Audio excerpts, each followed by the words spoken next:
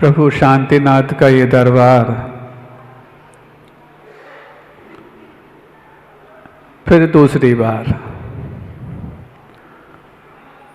वर्षा योग के पूर्व ही ग्रीष्मावकाश में यहाँ पर आना हुआ। उस समय भी एक बात कही गई थी कि यदि पुनः नगर के जिनालयों का दर्शन करने का अवसर मिले तो एक बार सिकंदरा का मन और है।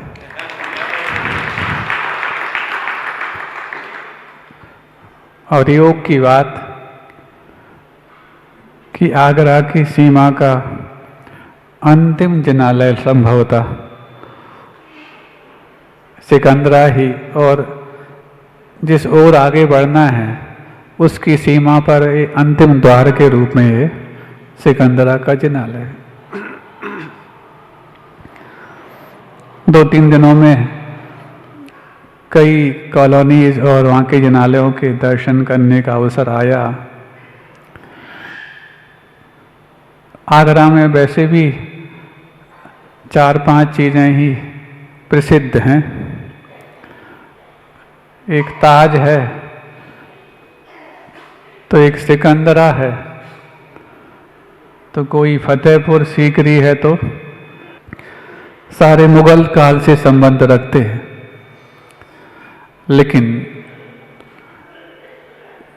जिस काल में मुगल तो नहीं, प्रभु और गुरु का युगल हो, ऐसे उस युगल काल में एकमात्र ऐसा नायाब आगरा वालों को तोहफा मिलने जा रहा जिसका नाम लोकोदय महादेव के रूप में जाना।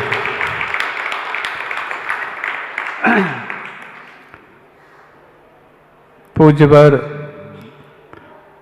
आचार्य विद्यासागर जी महाराज का आशीर्वाद प्राप्त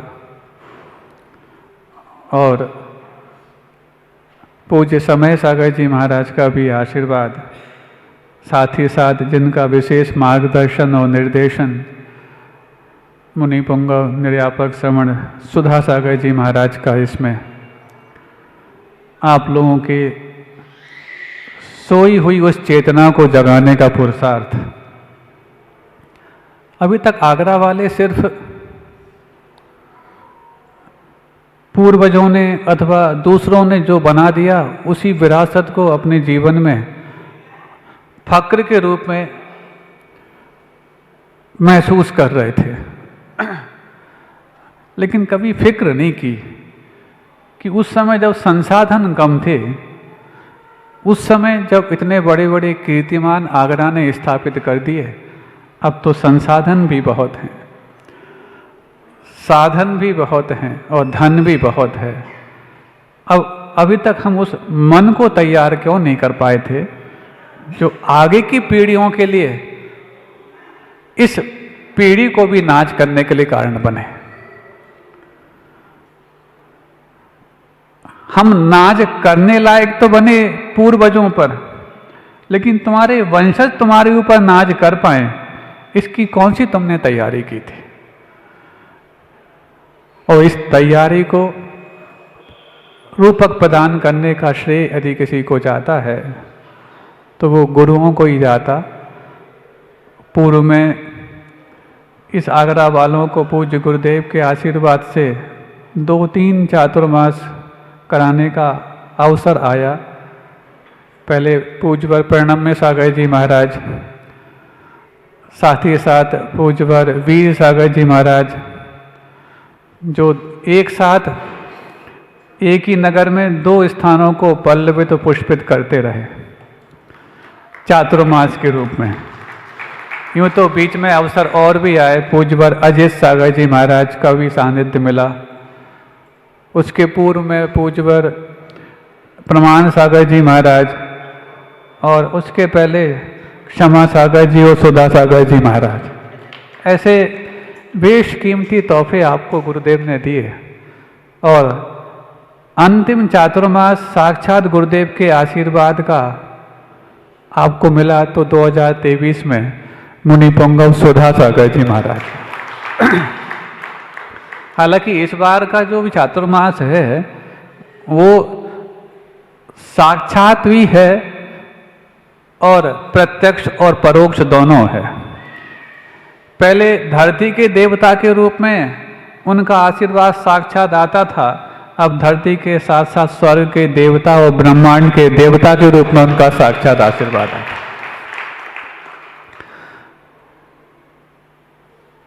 तो 2 वर्ष पूर्व जो आप लोगों ने इतना बड़ा बीड़ा अपने कंधों पर उठाया, एक प्रश्न उठता है, ये बेड़ा शब्द है कि बीड़ा शब्द है? बेड़ा तो होता है जहाजों का बेड़ा, बीड़ा है। ये बीड़ा का मतलब क्या होता पता है आप लोगों को? मुगल काल में और मुगल विरासतों को सहेजने वाले बीड़ा शब्द का अर्थ ना समझें तो फिर कौन समझेगा? बीड़ा, अभी आपने देखा पान का बीड़ा होता, पान को जो बना करके रखते ना, संदूक में रखते हो छोटी सी, वो उस पान की जो इसके ऊपर लौंग लगा देते, वो पूरा तैयार जो पान है उसको पान का बीड़ा कहा जाता। तो उस बीड़ा से इस बीड़ा का क्या संबंध है? बहुत संबंध है। कभी आप इतिहास की खोज करते ही कहाँ हो जो आप लोगों को पता लगे? इतिहास को सहेज के तो रखे हो और गौरवान्वित हो तो, लेकिन इतिहास के शब्दों के बारे में भी समझ रखना आवश्यक है। जब कोई व्यक्ति पहले कोई संकल्प लेता, सिर्फ मात्र मुगल काल की बात नहीं, उसके पहले भी प्राचीन काल में, तो एक संकल्प लेते वक्त वो पान का बीड़ा उठाता कि अब इसको उठा लिया है, मतलब ये संकल्प पक्का हो गया। अलग अलग कालों में अलग अलग तरीके संकल्प लेने के हुआ करते थे। तो बीड़ा उठाना मतलब बहुत बड़ा काम हो गया। अब वो बीड़ा करके करते अब उसको कंधों पे उठाने की बात आ गई, जबकि बीड़ा कभी कंधों पे उठाया नहीं जाता, वो तो हाथ में उठाया जाता है और मुख में रख लिया जाता है, इतना ही बीड़ा होता है। लेकिन कंधों पे उठाया तो दायित्व भार तो कंधों पे उठाया जाता है, लेकिन बीड़ा तो हाथ में उठाया जाता है। बीड़ा संकल्प का होता है और दायित्व कंधों पर होता है, और जब दोनों चलते हैं तो बेड़ा पार होता है। तो ये जो इतना बड़ा दायित्व भार आपने अपने कंधों पर उठाया है और उसकी कल शुरुआत होने जा रही है रक्षा प्राचीर के माध्यम से। प्रश्न ये उठ सकता है, गुरुदेव के आशीर्वाद से और बड़े बड़े महाराजों के आशीर्वाद, और जब वो आए तब वो काम कराएं, जब वो आएंगे तो हम उत्साह? नहीं, ये किसी एक व्यक्ति का आशीर्वाद और एक व्यक्ति का कर्तव्य नहीं है।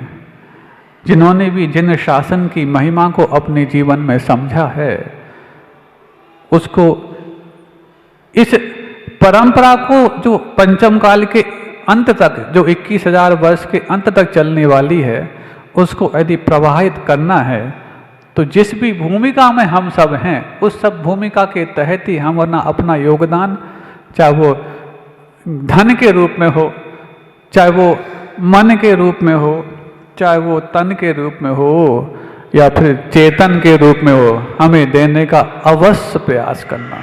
इसमें कहीं ये ना सोचा जाए महाराज आएंगे तब जाकर के हम कर लेंगे उसको, अथवा वो आएंगे, नहीं। हम तो जहाँ पर भी जाते कहीं ना कहीं कोई ना कोई महाराजों के आशीर्वाद से, अथवा गुरुदेव के प्रत्यक्ष अथवा परोक्ष आशीर्वाद से कोई ना कोई तो वहाँ पर रुके हैं।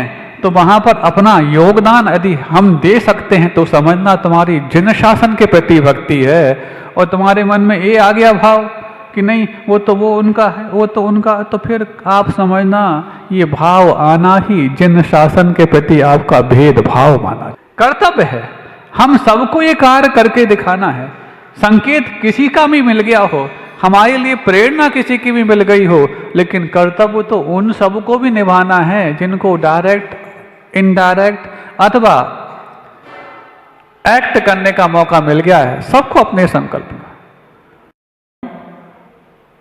अच्छा ये बताओ, आज यदि पूरी जिन शासन को वापस से पहचान दिलाने में किसी का यदि योगदान सामने आया, पूर्वजों ने तो श्रावक अवस्था में रह करके भी अपने आचरण के माध्यम से जैनों की एक धाक जमा दी थी, लेकिन हम सबके आचरण आज से 50-60 साल पहले जिस प्रकार के हो गए थे, लोग जैनों को पहचानना मुश्किल कर गए थे। लेकिन पूज्य गुरुदेव आचार्य विद्यासागर जी महाराज ने जो जैनत्व को वापस से पहचान पूरी दुनिया भर में दिलाई है, हमें लगता है यदि दुनिया में कोई भी जैनेतर, कोई भी विदेशी यदि जैन के रूप में किसी को जानता है तो उसके दिमाग में सबसे पहले एक ही चित्र उभर करके आता होगा जिसका नाम आचार्य विद्यासागर जी महाराज होता है। उन्होंने हमेशा यही कहा, जहां पर भी जैनायतनों की बात आए, जहां पर भी जैनत्व की बात आए, जहां पर जैन गुरुओं की बात आए, वहां पर अपने आप को ये सब कुछ भूल जाना है कि हम क्या और क्या। और यूं तो किसी न किसी व्यक्ति को कहीं ना कहीं से प्रेरणा मिलती ही है, लेकिन प्रेरणा किसी व्यक्ति की नहीं, व्यक्तित्व की होती है।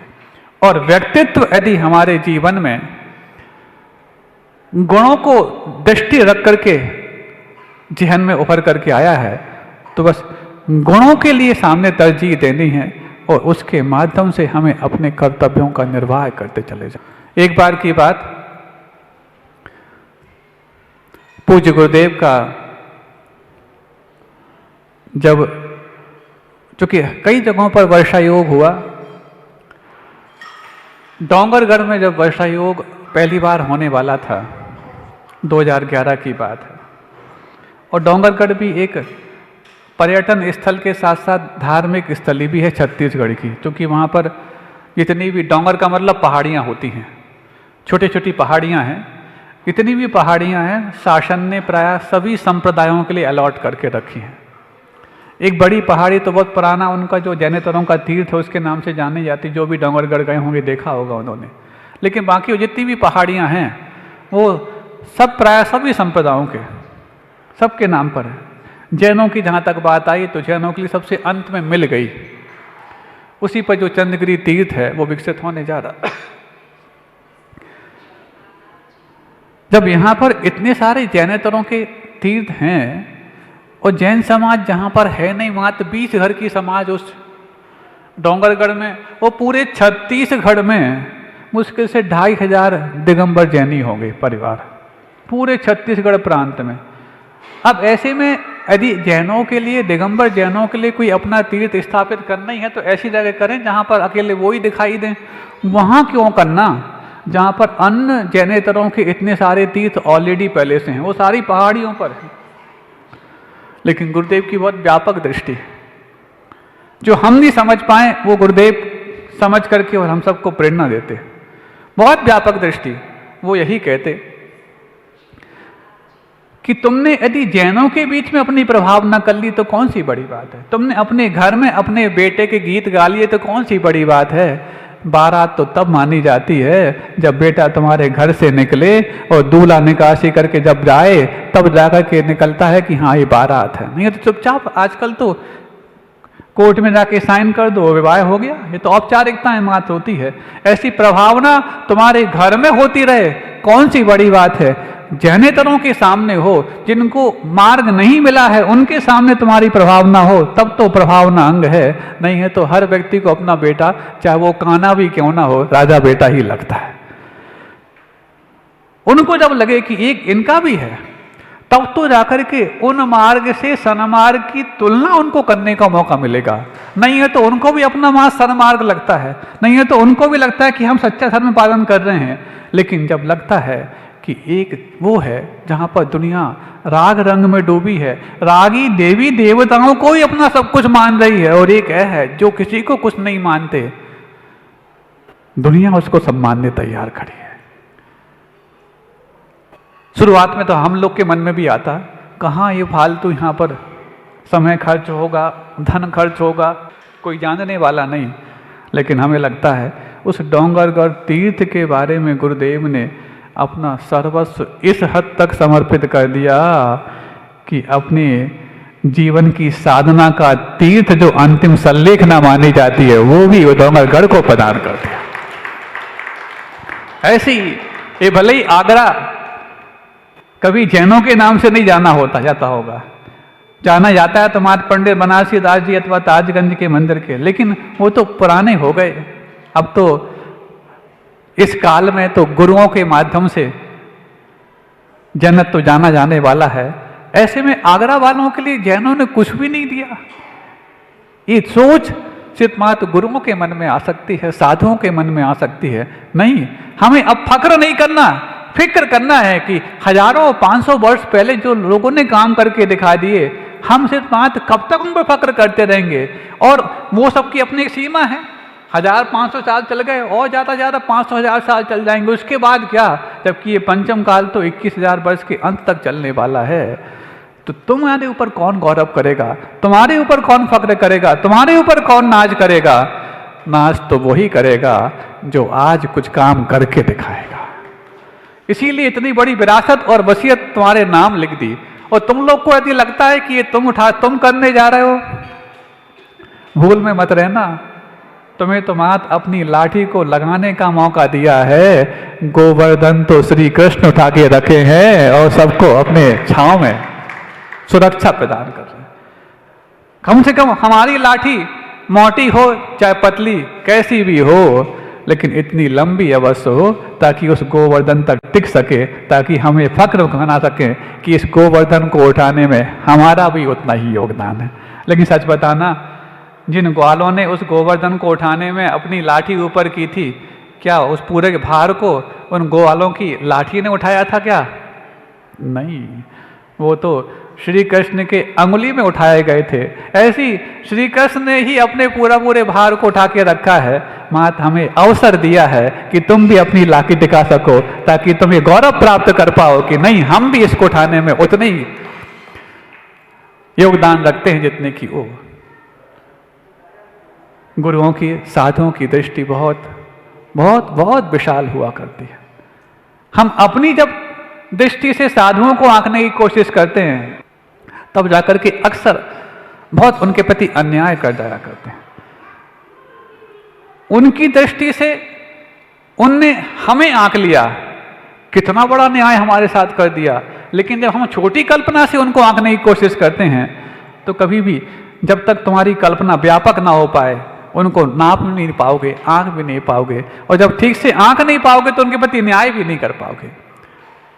अब हमें सिर्फ इतना ही कहना है, अहिंसा परमो धर्म की